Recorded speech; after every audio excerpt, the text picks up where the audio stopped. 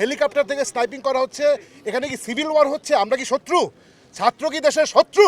আন্দোলন চলছে, এটার সাথে আমরা একমত এবং আমরা একসাথে আছি। যতদিন রাখবে রাখুক না, আরো রাখুক, আমাদের ধরে নিয়ে যাক।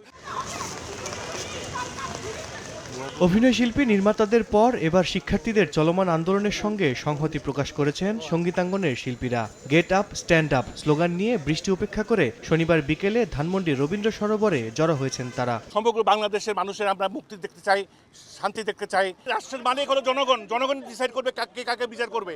এবং আমরা শুধু এটুকু বলতে চাই, যাদের ধরা হচ্ছে 17 থেকে 24 বছর বয়সেরা, আমাদের ফ্যান, আমাদের গান শুনে উদ্বুদ্ধ হয়েছে, তাদের উপরে কোনো জুলুম যেন না হয়, এটা আমরা সবাই কামনা করি। আন্দোলন চলছে, এটার সাথে আমরা একমত এবং আমরা একসাথে আছি।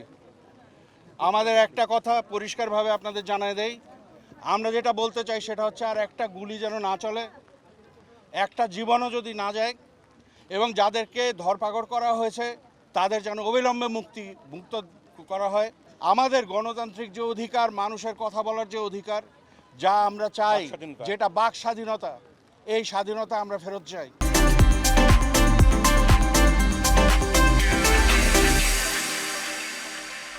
প্রতিটি হত্যার ঘটনায় নিরপেক্ষ বিচারের দাবি জানান শিল্পীরা। হেলিকপ্টার থেকে স্নাইপিং করা হচ্ছে। এখানে কি সিভিল ওয়ার হচ্ছে? আমরা কি শত্রু? ছাত্র কি দেশের শত্রু? নো, ছাত্র দেশের শত্রু না, ছাত্র দেশের ফিউচার।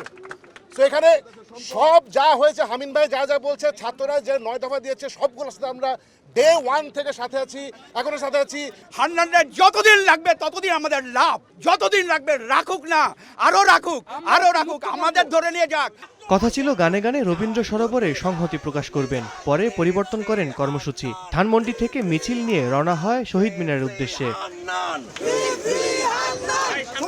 শিল্পীদের মিছিলে সায়েন্স ল্যাব, নিউ মার্কেট এলাকা থেকে যোগ দেন শিক্ষার্থীদের অনেকে। নিউ মার্কেট হয়ে ঢাকা বিশ্ববিদ্যালয়ের ফুলার রোড দিয়ে মিছিলটি শহীদ মিনারের সমাবেশে যোগ দেয়। নানান রকম কিছু সহ্য করতে করতে আজকে একটা সাধারণ মানুষ কিভাবে বাসা থেকে নেমে আসে, কারণ তাদের সহ্যের সীমার বাইরে সবকিছু চলে গেছে।